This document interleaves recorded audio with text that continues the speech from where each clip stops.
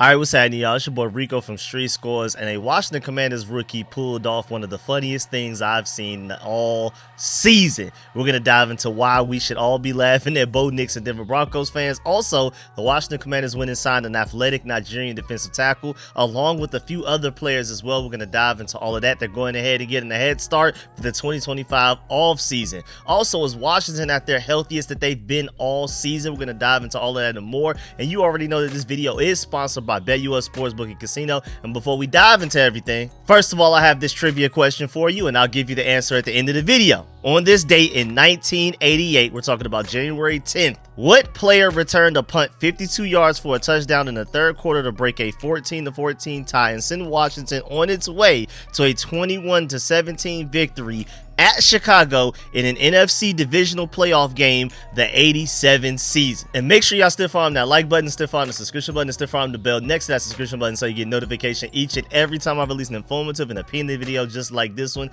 Y'all already know, man, I will be live streaming this upcoming game against the Buccaneers. I am so excited, man. I'm going in with full confidence. Let's go make some noise. I will be live streaming all 4 quarters, and if we pull that win out, we'll have the victory call-in show live stream afterwards as well. And I'm gonna keep y'all updated on everything Commanders. Without further ado, let's go ahead and dive into this video, man. Let's get it. Adam.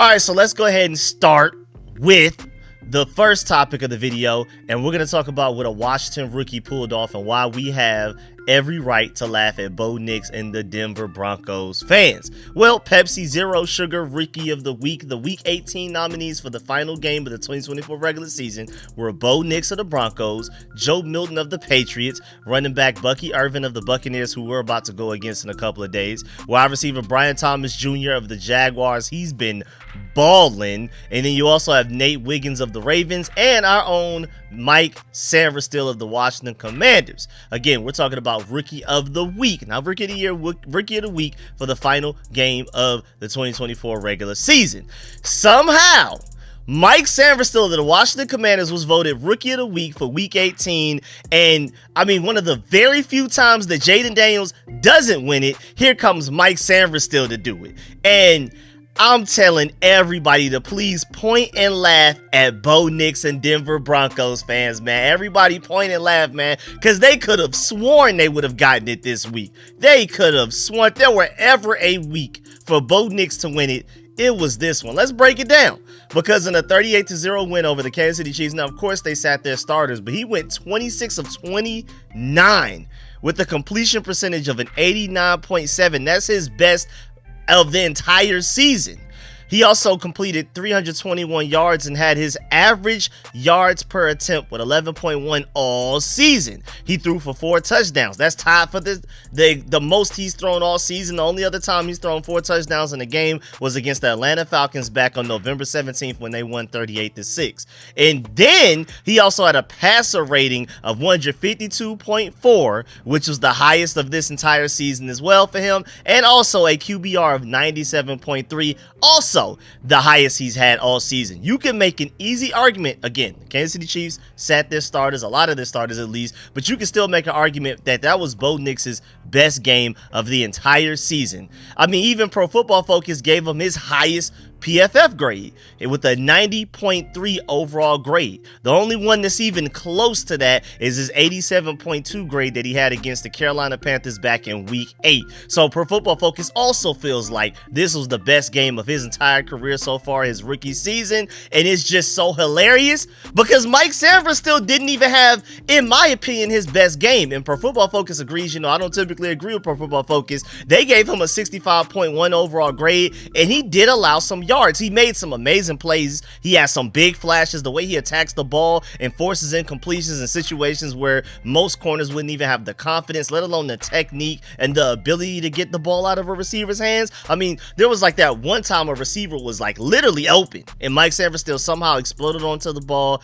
and rushed to get there and was able to bat that ball down. Then he like obliterated somebody on the screen and made them drop the pass. Like, this guy is a pass breakup king. I can't wait for him to start to turn these into interceptions. But either way, this was not his best game of the season. And you already know, positional value wise, if a corner has the best game of his career and a quarterback has the best game of his career, typically the award for like who was the most impactful, MVP, rookie of the week, whatever award you want to give, is typically going to go to the quarterback because they are the more impactful position. They are the more valuable position. It's quarterback, edge rusher, left tackle, and then we can debate from there all the way down. But undeniably, quarterback is arguably the most premium, most pivotal position in all of sports, honestly. It's just so for Mike Sainristil to not even have his best game of the year, and for Bo Nix to have his best game of the year. Bo Nix is a quarterback, Mike Sainristil is a cornerback, and the fact that he still won it is absolutely insane. So just to let you know, Jaden Daniels has 11 rookie of the weeks in this 18-week season, and then Mike Sainristil now has 1, so that the Commanders have now accounted for 12 of the 17 rookie of the week awards that have gone out this season. I believe it's supposed to be 12 out of 18, but either way, shouts out to Nikki Javella for pointing that out. Also, my main thing is, this is a huge like shout out and really an award for the fan base. Rookie of the weeks are voted on by the public. This is not like an NFL thing. This is completely voted on by us, by you people watching this video, me making this video, like us regular people that are not in the NFL. This is purely fan voted. It's not like the Pro Bowl where it's 33% fans, 33% coaches, 33% players. This is purely 100% fan voted. The amount of votes that you get is the only reason that you win. And the fact that Mike Sainristil as a corner won it over Bo Nix after he had a 4-touchdown, no interception game and only had like 2 incompletions against the Kansas City Chiefs.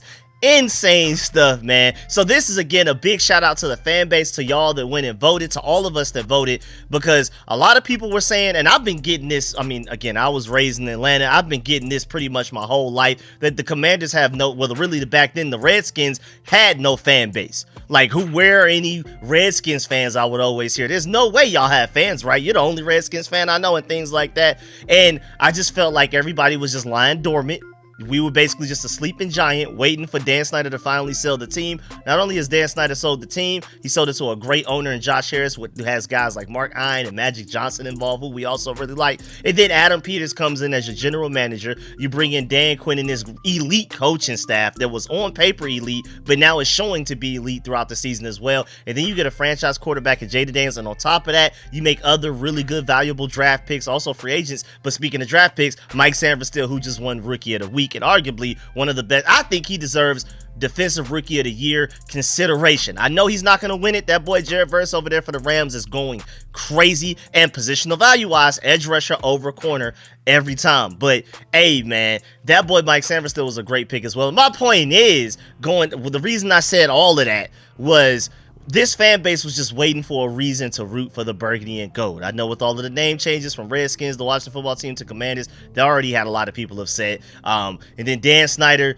had, of course, a lot of people just straight up boycotting, not even the NFL, just Dan Snyder personally. And then now that we're winning, we have a franchise quarterback 12-win season. This fan base is everywhere. I've been telling people we're literally everywhere. I kept telling my Atlanta Falcons fans, I promise you, this burgundy and gold fan base is way deeper and spread way further than y'all Atlanta Falcons. And y'all know I hate the Falcons more than any other team in the NFL. So I love to, make sure I say that. And also for the fact that it's clearly true right now. I mean, we have fans in different countries, continents, Australia, Japan, everywhere, man. And we're not even just talking about military. Shouts out to everybody in the military, and that's the reason that you're in different places. But we have people like born and raised in the UK, never been to America, burgundy and gold fans. Thailand, it's ridiculous. Y'all should see the people in my chats. And so this is just further proof that this burgundy and gold fan base is really one of the top fan base in the NFL. We were just waiting for a reason to come together and have something to root for, man. And now you see that we actually clearly take over our home field and have home field advantage now. We're forcing false starts, delayed games, and all sorts of things on opposing offenses and stuff like that. It's amazing. So, man, shouts out to the fan base. And even Mike Sainristil acknowledged it. He literally tweeted, "Best fan base in the country. Raise hell. Hell to the Commanders. Thanks for the belt this week, brother Jaden Daniels." Because you never know if Jaden Daniels would have finished that game and he would have killed it, like, you know, how he typically does in second half, especially these last few games, instead of it being Marcus Mariota, and we would have ended up winning that game with a Jaden Daniels game winning drive. Yeah, Jaden Daniels probably would have ended up winning it, but I'm really happy that Michael Sainristil got one, because Jaden Daniels already broke the record for most offensive rookie of the weeks by any player in NFL history. So it's good that Mike Sainristil can go ahead and get himself one as well. And again, I'm just so happy because people have been saying over and over again that we're not loyal, we're not a serious fan base. Like, you know, people outside of the burgundy and gold may not realize it because we've been so sorry to average for so long, and so many of our fans have been in hiding, basically. I mean, a lot of people don't realize our fan base, especially, like, you know, it's really because of our success in the 80s and the early 90s, but our fan base is almost up there with like the Steelers and the Packers and the Cowboys, like, where it's just fans everywhere for absolutely no reason. Now that we're about to start winning, it's about to be the same thing happening again. Also, one other thing that I really want to point out, and I saved this for last for a reason, just to let you know, Mike Sainristil is the first cornerback to win Rookie of the Week from Pepsi Zero Sugar out of this entire season. So everybody talking about Guantanamo Bay with Quinyon Mitchell over there with the Eagles and all their DBs that they have, all of these great DBs, these rookie DBs all around the NFL. Mike Sainristil is the only rookie cornerback to win Offensive Rookie of the Week from Pepsi. So that's an even more ridiculous achievement from Mike Sainristil right there. Now let's move on.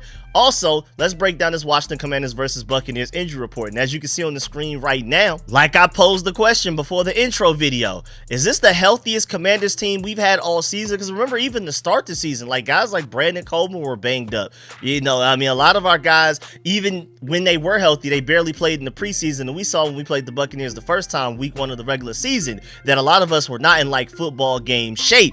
So this is arguably the healthiest we've been. I mean, because as of today, the only people that are limited in practice are John Bates, Tyler Biadasz, Jamison Crowder, Cleveland Farrell, Cornelius Lucas, and Frankie Louvu.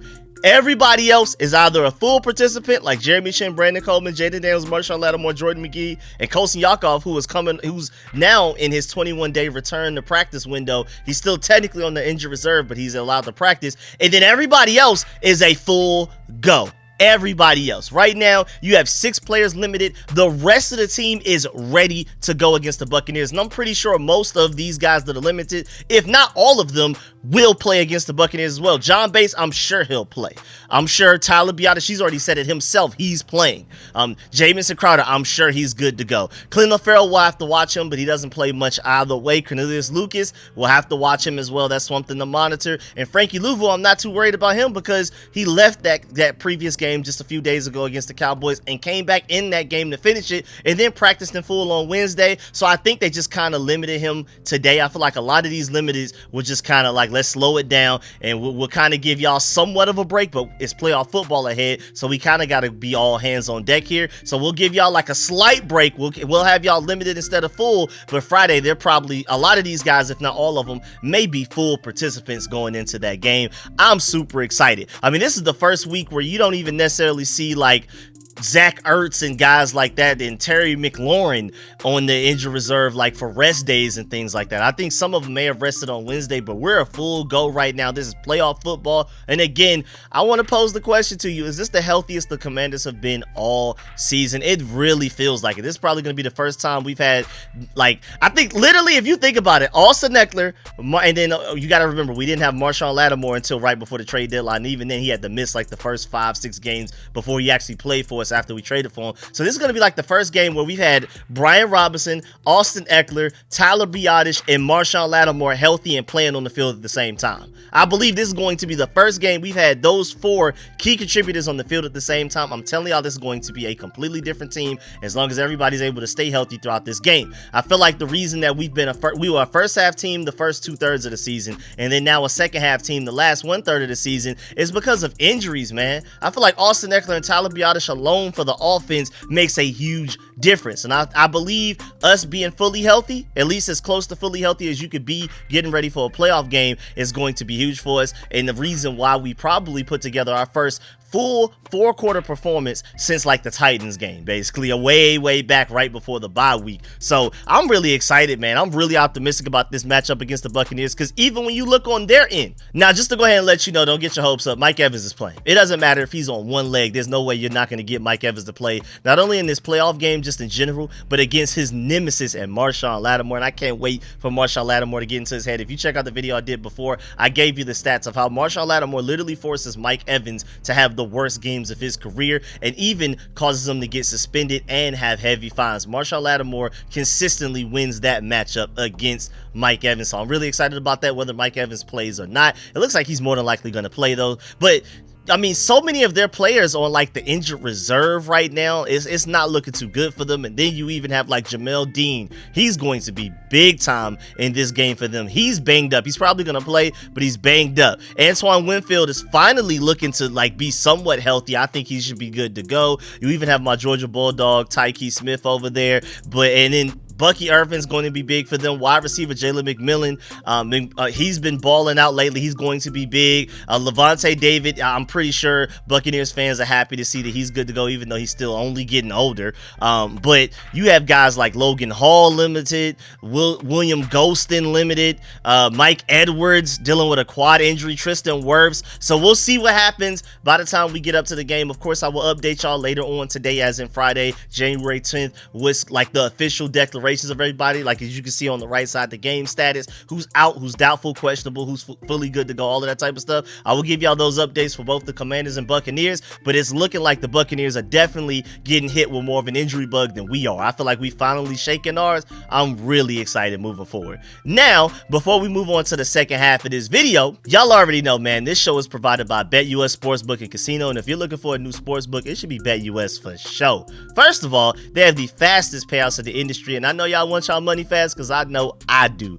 Also, right now, BetUS is offering you a 150% sign-up bonus on your first deposit and a 125% sign-up bonus on your next 2 deposits for up to $2,000 with code YouTube150. That's YOUTUBE150. And they also have a fast and easy deposit and withdrawal process, so it's really like, why not? And now let's take a look at some bets that we can get into directly through their website. Well, looking at all of the wild card games, if you believe that this Commanders versus Buccaneers game will be the highest scoring game out of any other game between, it's the Commanders versus Buccaneers, highest odds right now too. BetUS right now feels like our game will be the highest scoring because we have great offenses, and then our defenses either have holes or injuries or whatever. So they feel like the Commanders offense has an advantage over the Buccaneers defense, and the Buccaneers offense has an advantage over the Commanders defense. We'll see. Now that we have Marshawn Lattimore back, I think we're going to surprise people defensively. We'll see. But either way, you have the Commanders versus Buccaneers. You have the Vikings versus Rams, the Broncos versus Bills, Packers versus Eagles, Steelers versus Ravens, and Chargers versus Texans.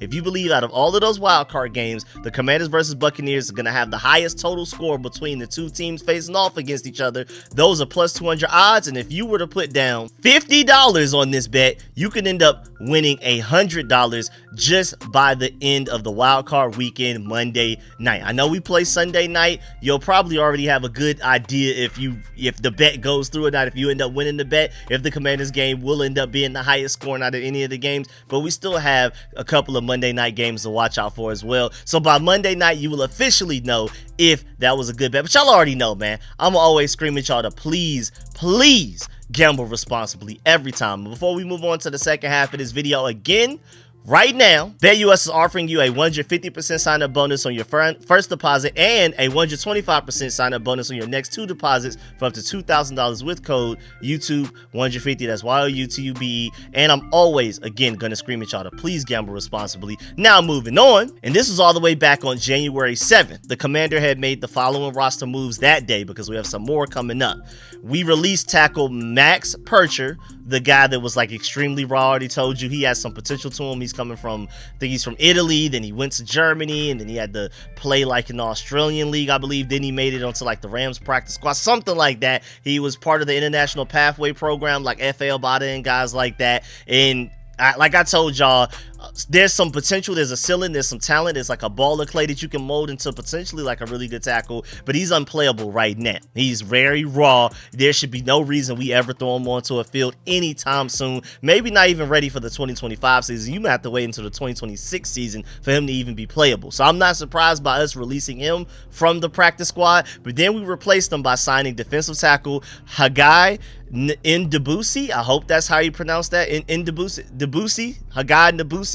I hope at least one of those attempts is right. Please, I apologize for getting the name wrong more than likely. But either way, man, we signed him because he was dealing with an illness. The Patriots ended up waiving him right before we signed him with a non-football illness designation last Thursday. But now he's cleared and healthy enough to join Washington's practice squad. So whenever we did a checkup on him, we felt like he should be good to go. And so he will definitely provide some sort of like emergency depth for the Commanders, for our team heading into this Sunday wildcard round playoff matchup against Tampa Bay Buccaneers. And just to let you know, I mean, I don't think there's much of a chance at all that he'll play at any point in these playoffs. I mean, we would have to be really, really hurt for that to happen, but I just highly doubt that happens. I'm gonna knock on wood. I think we should be good to go. This is a guy that I think we're just signing to get a good look at him on the practice squad before like the off season gets here. You know, after we win our Super Bowl or at least win a couple of playoff games, a playoff game or two, or whatever we end up doing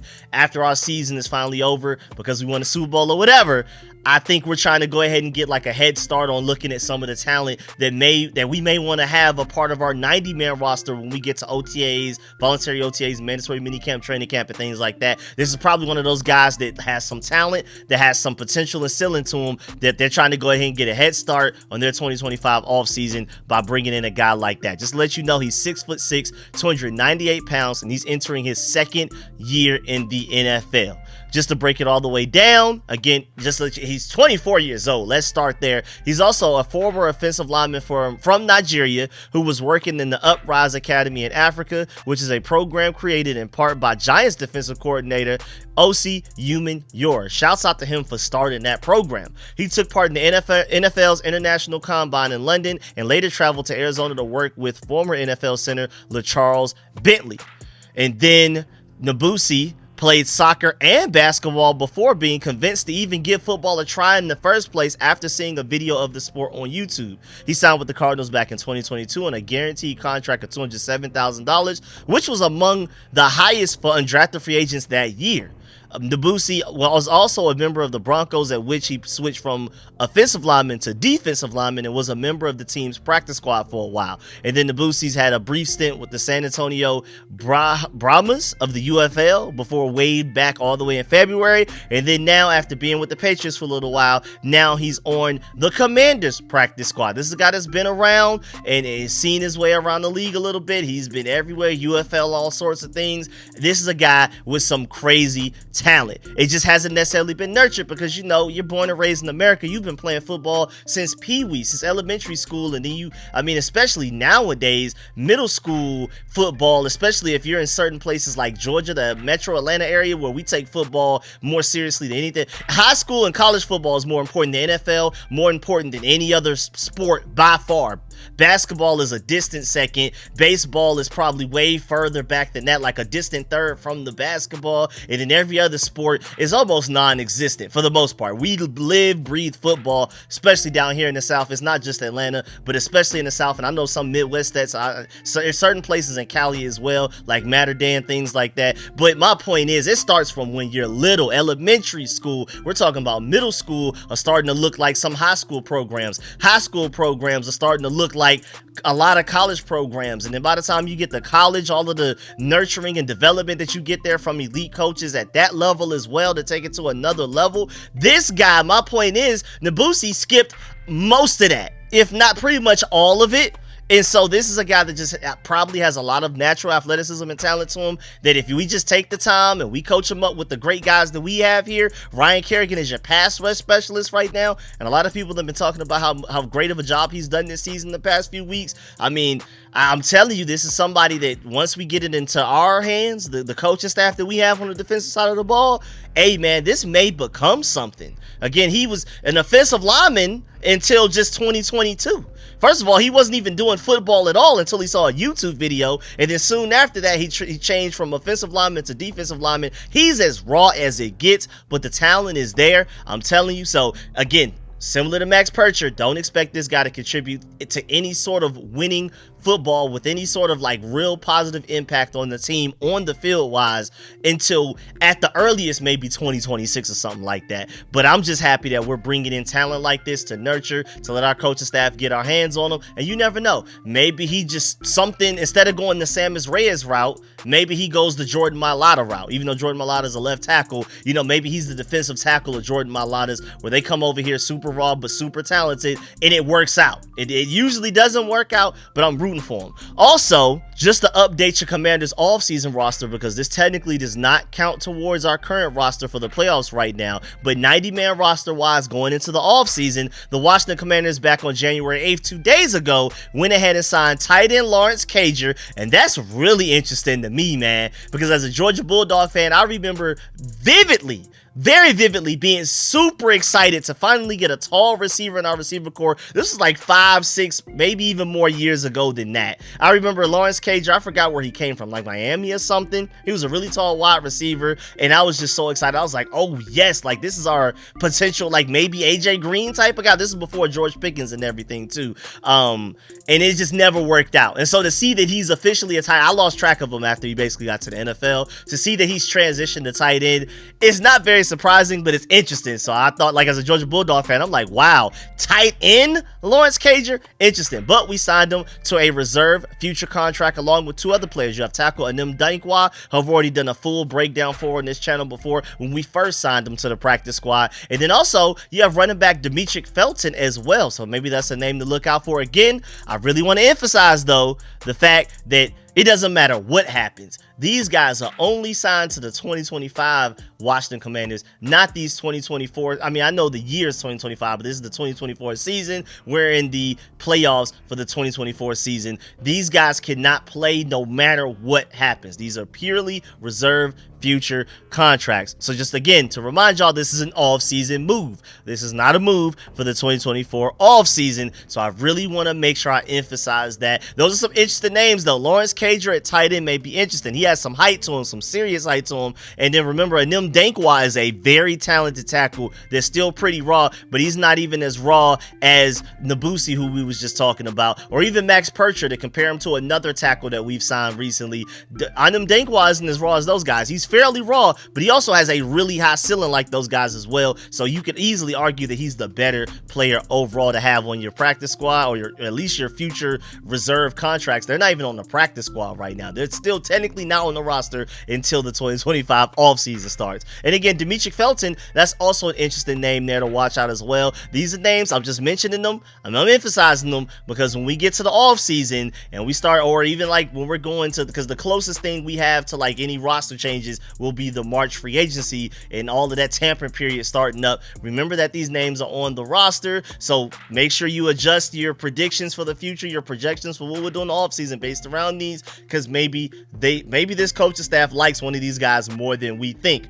Doubt it. I don't think tight end Lawrence Cager stops you from taking one of these extremely talented tight ends in this upcoming draft. I don't think tackle Anum Dankwa stops you from bringing in additional tackle help in free agency or the draft. I don't think running back Demetric Felton, if you want to take a running back in the first round like Aston Genty or Quinston Junkins or one of those guys, or maybe Scatterbo or whatever from maybe you want to get him in like the second or third round. I don't think Demetric Felton stops you from making those moves, but they will matter. You will hear these names again. They're going to compete their tails off when we get to the offseason. But again, this has absolutely nothing to do with this upcoming game against the Buccaneers. And after we beat them, the upcoming game after that against potentially the Lions. We'll see though. But yeah, man, that's the end of this video. Please get in the comment section. Let me know how you feel about everything discussed in the video. Please stiff on that like button, stiff on the subscription button, and stiff on the bell next to that subscription button so you get notification each and every time I release an informative and opinionated video just like this one. And just to let you know, the answer to the trivia question, and I'm not going to lie, I would have never have guessed this on my own. But then again, the question was about the 87 season, and I was nowhere near alive. It happened on 1988. The answer to the question is Darrell Green. I would have never have guessed that at all.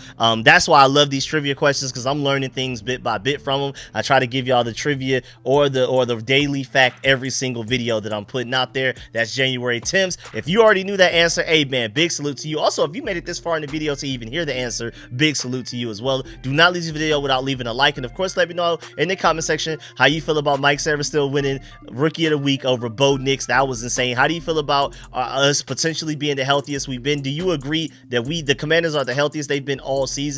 Also, let me know how you feel about the guys that we've signed to the practice squad and our 2025 reserve future contracts list for the 90-man roster. Let me know if any of these names really stood out to you. Let me know all of that. Again, do not leave this video without leaving a like. And y'all already know, man, this video is sponsored by BetUS Sportsbook and Casino. And please, if you don't do nothing else, please make sure y'all gamble responsibly. Please do that. Catch y'all later. Appreciate y'all. I'm out.